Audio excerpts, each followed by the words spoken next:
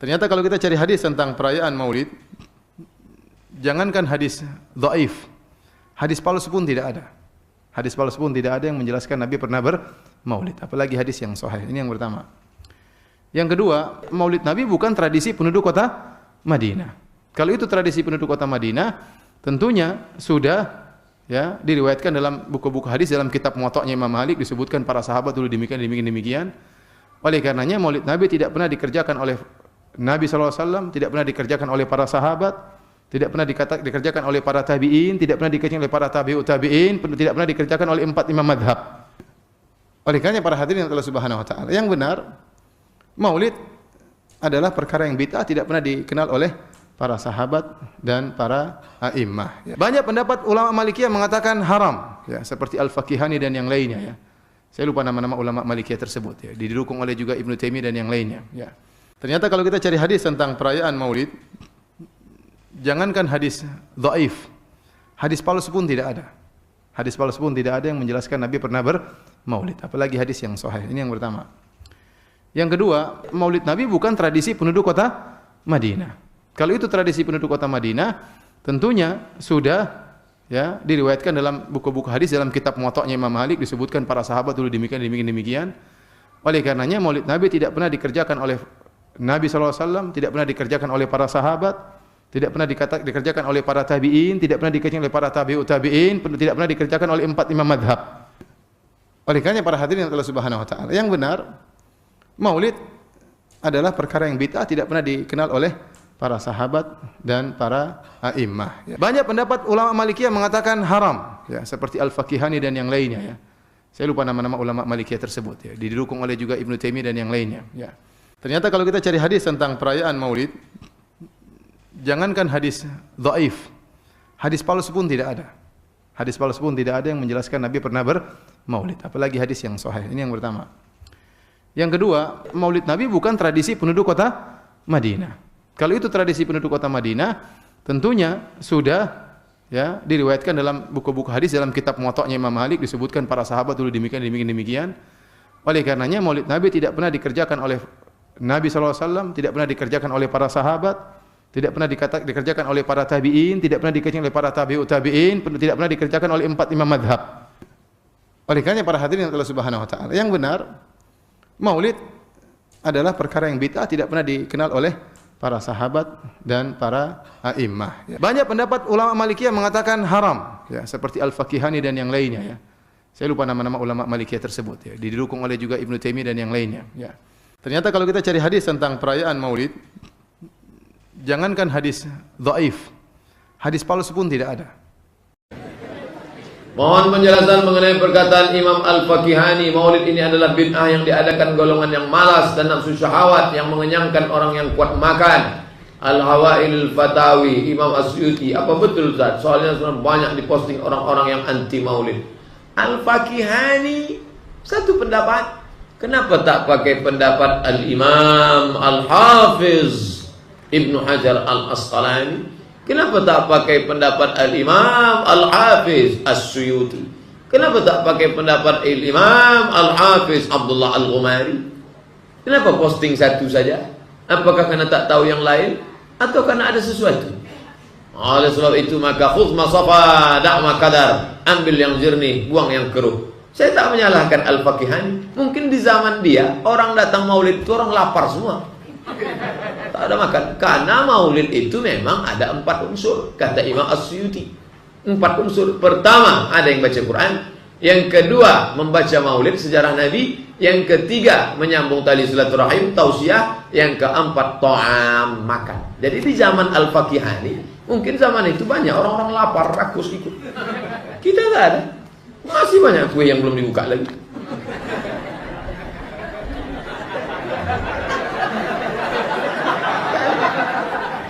Nah, jadi tolonglah supaya objektif menilai. Oleh sebab itu maka kata Imam As-Suyuti tentang masalah maulid ini adalah bid'atun hasanah. Hasanah, baik, tapi selama ini Suyuti boleh bersyarat selama isinya cuma 4. Mendengarkan baca Quran, mendengarkan maulid, mendengarkan tausiah, dan makan.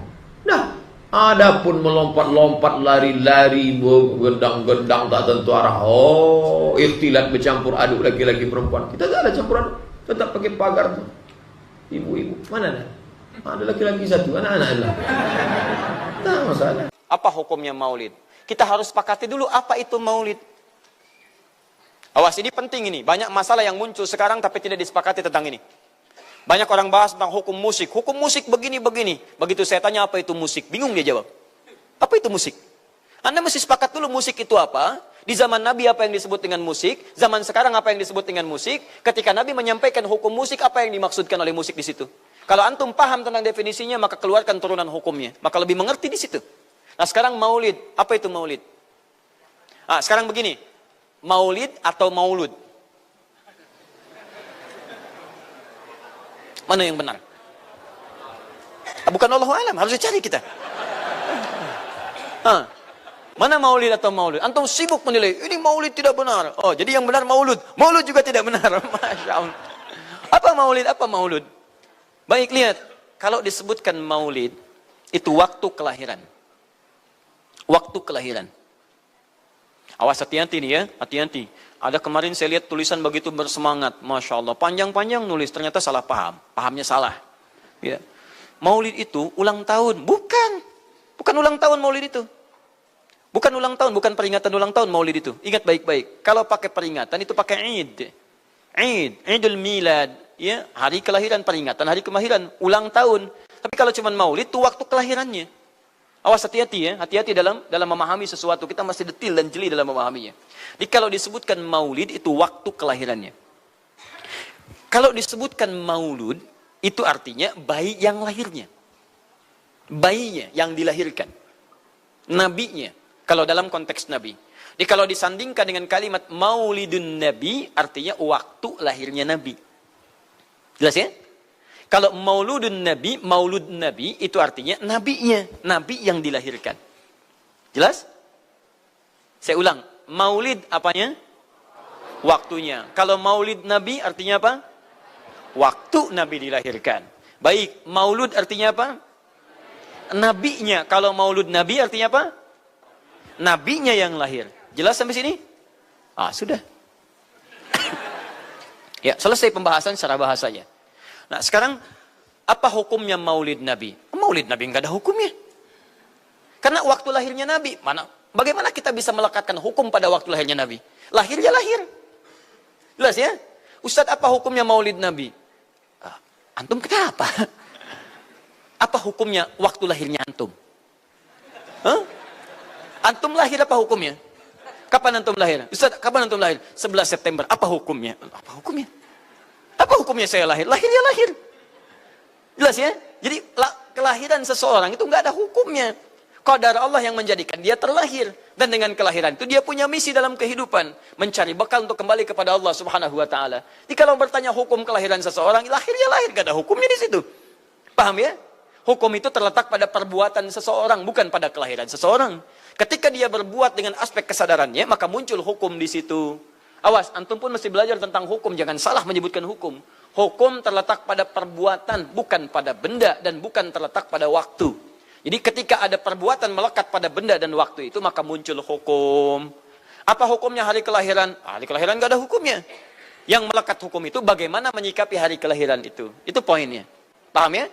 Ketika ada perbuatan melekat kepadanya, maka di situ ada hukum. Maulud itu bayinya, berarti nabinya. Apa hukum maulud? Apa hukumnya nabi? Nabi yang lahir gak ada hukumnya. Jadi kalau Anda menolak maulud dengan pengertian seperti ini, maka Anda keluar dari Islam.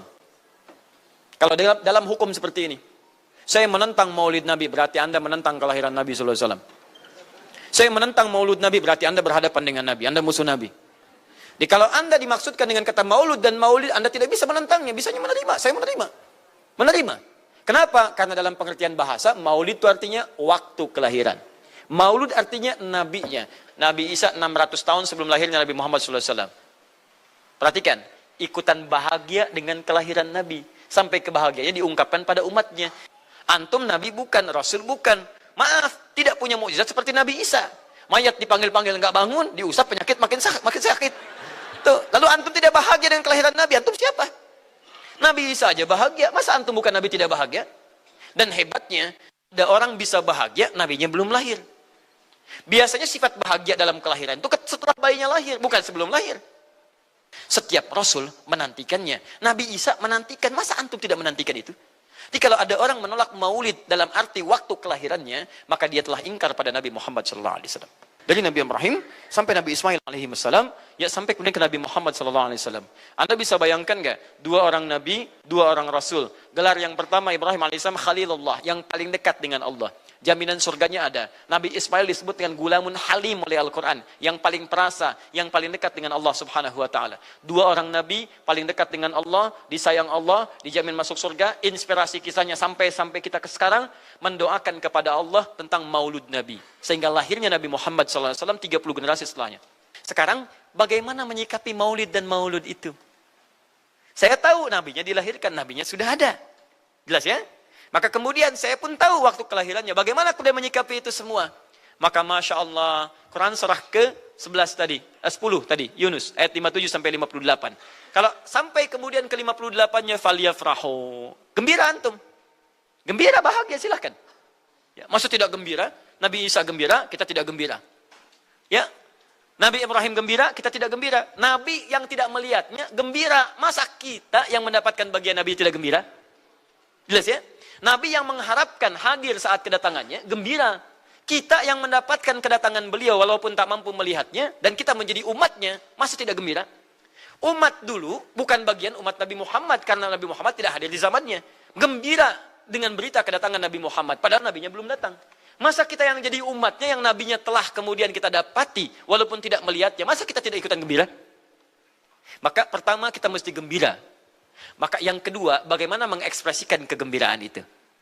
Maka contoh-contoh dari Nabi SAW, bagaimana mengekspresikan kegembiraan dengan Nabi SAW itu, pertama Nabi sendiri menyikapi hari kelahirannya dengan berpuasa. Di hari Senin. Jelas ya? Ini bagi Nabi sendiri pribadinya. Nanti jadi hukum untuk kita. Maaf, saya akan tafsirkan lebih luas karena ini jadi hukum-hukum turunan. Ketika Nabi puasa di hari Senin ditanya, ya Rasulullah kenapa engkau puasa? Kata Nabi, dzaka yauma wulidtu. Bima makna? Ini adalah hari aku dilahirkan. Hari aku dilahirkan. Jadi ini hukum kelahiran. Kalau antum misalnya masuk pada hari dilahirkan, boleh antum ikuti sunnah Nabi SAW. Apa sunnahnya? Puasa. Nah, sekarang bagaimana para sahabat menyikapi kelahiran Nabi SAW, kedatangan Nabi SAW, dan menyikapi keberadaan Nabi SAW. Bukan cuma lahirnya, tapi setiap kedatangannya. Nabi datang dari Madinah, dari Mekah ke Madinah disambut oleh para sahabat yang ada di sana. Nabi datang dengan perang Tabuk, dari perang Tabuk disambut oleh para sahabat di sana. Tala al-badru alaina min thaniyatil wada'i, wajaba syukru alaina bada'alillahi da'i. Masya Allah, disambut dengan madid. Bukti kesenangan mereka kepada Nabi SAW. Ada yang memuji Nabi SAW seperti Hasan bin Thabit, buat puisi-puisi memuji Nabi. Seperti Zuhair bin Abi Salma, tadinya musuh Nabi, begitu masuk Islam memuji Nabi SAW. Ada yang lagi kemudian menghormati Nabi dengan kedatangannya, dengan mengikuti Nabi kemanapun. Nabi mencontohkan, amalkan. Nabi mengajarkan, ikuti. Masya Allah. Begitu Nabi meninggal, diabadikanlah kemudian nilai-nilai penghormatan itu. Ada yang menulis sejarah tentang Nabi. Ada yang menulis pujian kepada Nabi dalam bentuk sholawat. Ada yang menulis tentang amalan-amalan Nabi. Ada yang menulis tentang pengajaran-pengajaran Nabi. Dikumpulkan dan sampailah itu kemudian kepada kita semuanya. Dan itulah cara terbaik menyikapi tentang maulud dan maulid. Apa cara terbaiknya? Keluarkan ayat-ayat Qur'annya. 1. Quran surah ke-33 ayat 21-nya. Laqad kana lakum fi Rasulillahi uswatun hasanah. Sungguh ada pada diri Nabi SAW suri teladan terbaik untuk kita. Maka jika antum misalnya hadir momentum kelahiran Nabi SAW, ketika ada momentum itu, maka para ulama kemudian mencoba untuk menampilkan nilai-nilai tadi untuk mengembalikan kita pada tuntunan Nabi SAW. Maka ditulislah kemudian sirah-sirah Nabi. Disampaikan untuk mengenalkan Nabi Muhammad SAW. Mumpung mereka ingat. Disampaikanlah pengajaran-pengajaran tentang Nabi. Disampaikan ada pujian-pujian salawat kepada Nabi. Kalau yang dimaksudkan tentang nilai-nilai ini, maka dari dulu sudah ada. Sudah ada. Dan yang sudah ada ini tidak dibatasi dengan waktu. Bukan muncul Rabiul Awal saja. Rabiul Awal ke Safar, datang lagi itu. Safar sebelumnya Safar, Rabiul Awal, kemudian ke Rabiul Akhir, muncul itu. Ke Jumada, muncul itu. Jadi maulid itu tidak dibatasi dengan waktu. Setiap waktu itu maulid. Maulud tidak dibatasi dengan waktu. Setiap waktu itu maulud. Tapi kalau ada momentum bersamaan dengan waktu kelahirannya, kemudian kita hidupkan untuk mengenal kepada Nabi, dalam bentuk yang tadi disunahkan dalam Al-Quran dan Sunnah, itu tidak ada masalah. Yang ada masalah itu adalah ketika menghadirkan hal-hal yang bertentangan dengan Al-Quran dan Sunnah Nabi Sallallahu Alaihi Wasallam. Misal, maaf, dulu orang sudah terbiasa mengkaji tentang Nabi, menyampaikan risalah Nabi. Kemudian diisi misalnya, maaf, dengan hal-hal yang bertentangan dengan keadaan-keadaan Nabi. Misal, saya ingin mengajarkan tentang Nabi, tapi ketika mengajarkan tiba-tiba mengatakan pada saat ini Nabi pun datang bergabung bersama kita. Itu yang tidak kita sepakati. Jelas ya? Misal yang kedua, antum nih, mohon maaf, kerja di instansi, bertepatan dengan Maulid Nabi, kita adakan peringatan. Padahal antum cuma ingin mengeluarkan anggaran saja dari situ. Itu bid'ah. Bid'ah. Mengeluarkan anggaran, sekedar hanya ingin dapat anggaran untuk dalam momentum Maulid Nabi, itu yang bid'ah. Maulid bukan makan-makan. Jadi kalau antum mengadakan Maulid Nabi hanya sekedar untuk makan-makan, itu yang bid'ah. Tapi kalau antum ingin belajar menghadirkan momentum itu untuk mengisi ta'lim, sama aja dengan ta'lim kita sekarang. Apakah ada hadis Nabi mengatakan ta'lim khusus di hari Ahad jam 8 pagi sampai jam 10? Tidak ada. Jadi ta'lim kita bid'ah ini.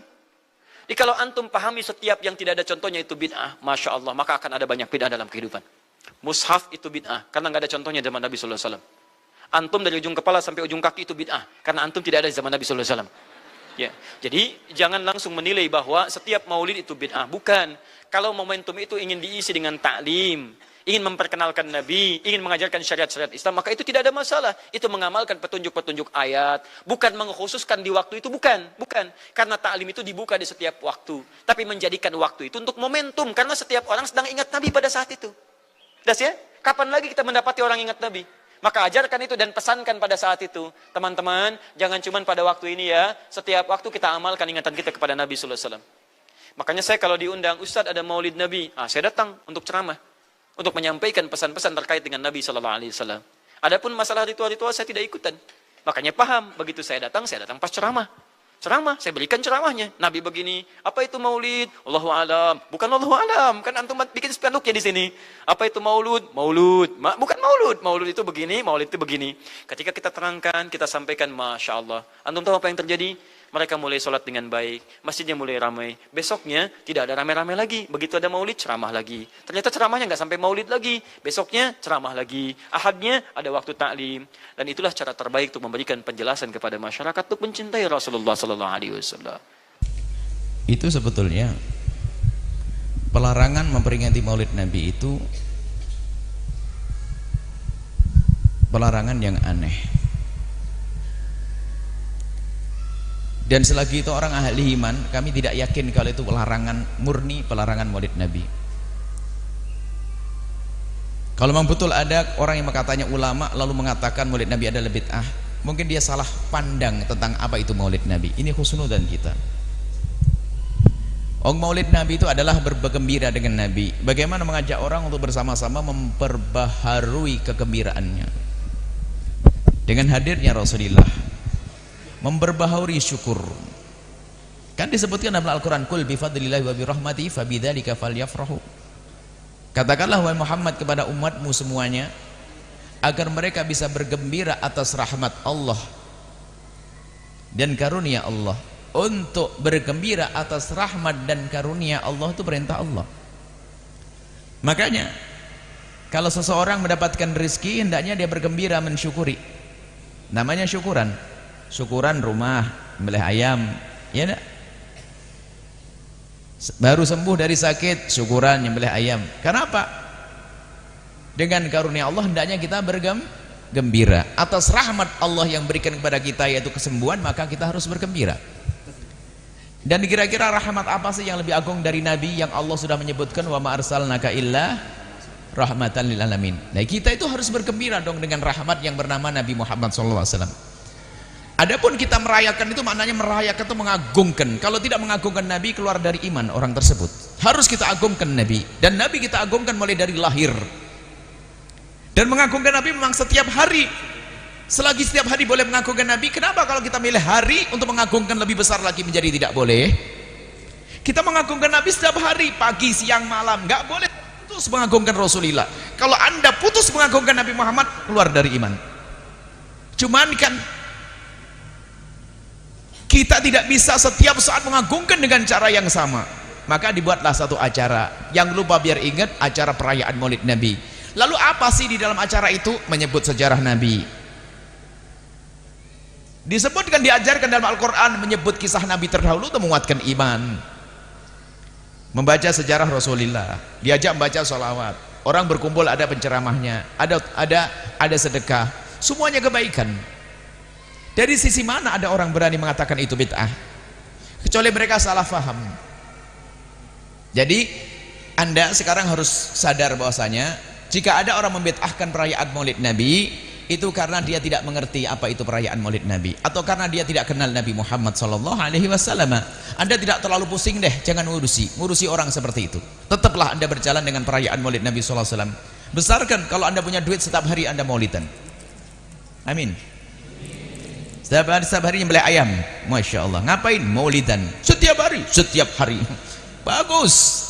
Atau kalau tidak mau maulidan karena Anda ribet, nggak mau masak-masak, Anda boleh setiap hari maulidan, bagi-bagi duit 5 juta. Saya datang insya Allah. Bid'ah juga. Nah, ini repot nih semua bid'ah. Jadi yang suka mengatakan bid'ah itu adalah karena belum paham, maklumi dia. Dan Anda jangan terpengaruh, jangan dibahas orang itu, selesai. Kalau dia bid'ahkan dia. Seperti orang bilang gini, Anda melek lalu Anda buta. Gimana sikap Anda kalau ada orang mengatakan Anda ini buta, tidak punya mata? Anda lihat tuh dibilang buta, nggak punya mata. Ya sudahlah, maklumi. Sing waras ngalah. Sudah. Orang aneh ngomong perayaan Maulid Nabi yang isinya seperti itu. Kecuali Maulid Nabi itu dirayakan seperti orang-orang kafir mengagungkan tokoh-tokohnya, judi, mabuk. Ini beda babnya. Atau di acara Maulid Nabi ada keharaman, itu babnya adalah yang dipangkas keharamannya. Contoh, perayaan Maulid Nabi berbaur laki perempuan sampai tidak karu-karuan. Jangan Maulid Nabi yang dihentikan, tapi laki perempuannya dipisah. Jadi saya sudah tidak pernah mau mendengar yang demikian itu, karena aneh sekali. Dari sisi mana pengharaman lalu mengatakan bid'ah? Alasannya Nabi tidak pernah merayakan. Nabi yang dirayakan kok merayakan. Sahabat Nabi tidak merayakan. Bagaimana wong ludahnya Nabi saja direbut kok, rambutnya dijaga kok. Bagaimana mereka berlomba untuk menjaga Nabi kok? Anda jauh dari Nabi, Anda tidak perang sama Nabi kok, seolah-olah seperti orang yang perang sama Nabi SAW. Anda pernah bela Nabi lalu mati bersama Nabi? Ya kita ya begini, ini belanya dengan harta kita untuk mendekatkan orang pada Nabi. Sudahlah, cukup ya. Saya tidak pengen lagi ada yang bertanya tentang makna Maulid Nabi SAW. Tidak ada hukum Maulid Nabi. Ini aneh, pokoknya itu orang aneh, biarkan saja. Karena dia tidak faham, tidak mengerti. Sudah datang. Baik, itu saja. Jangan terlalu berlebihan menanggapi mereka. Orang belum mengerti. Kalau orang tidak mengerti, Anda fahamkan tetap tidak mengerti. Allahu a'lam bishawab.